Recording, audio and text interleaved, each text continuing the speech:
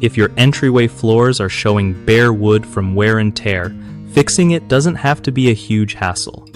So, first off, you want to protect the area where people walk the most by putting down some solid entry mats. These mats catch dirt and moisture, which can wreck your wood floors over time. Next, don't wait until the damage is bad. Check your floors regularly and refinish them as soon as you spot dull spots or scratches.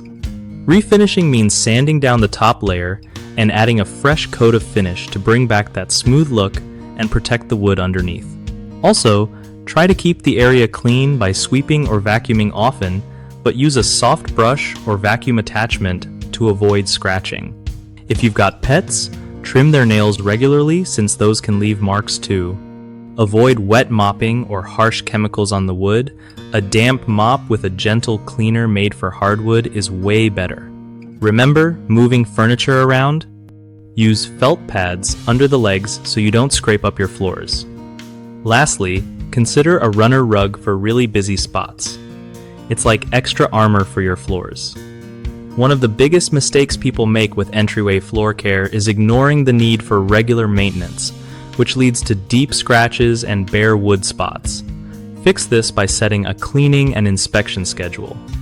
Another common slip-up is using the wrong cleaning products, like harsh chemicals or soaking the floor, which damages the finish and wood. Stick with cleaners designed for hardwood floors and lightly damp mops. Lastly, skipping protective measures like entry mats and furniture pads lets dirt and heavy traffic wear down your floor fast. Adding these simple protections can save you big bucks on repairs later. BigHomeProjects.com is awesome for homeowners looking to find reliable local contractors who know how to handle flooring issues like surface wear and refinishing.